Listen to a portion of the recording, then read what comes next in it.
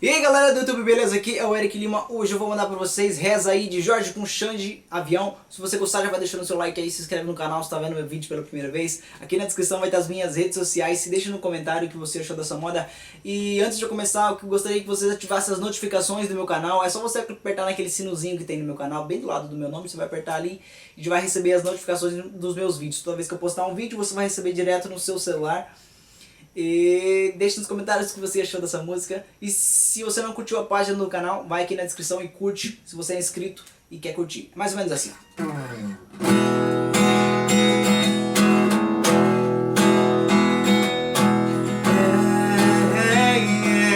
Você não se importa de me ver chorar, mas eu sei que um dia eu vou superar esta maré que tá batendo aqui, que tá doendo sim, mas vai passar, pode esperar. Reza aí pra eu não encontrar ninguém melhor que você. Reza aí pra eu não te esquecer, pro meu coração não mudar de dona.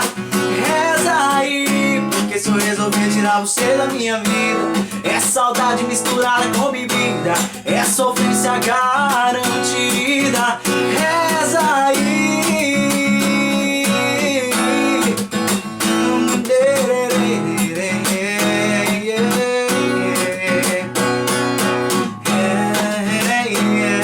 Você não se importa de me ver chorar, mas eu sei que um dia eu vou superar esta maré que tá batendo aqui, que tá doendo sim, mas vai passar, pode esperar. Reza aí pra eu não encontrar ninguém melhor que você. Reza aí pra eu não te esquecer, pro meu coração não mudar de dona.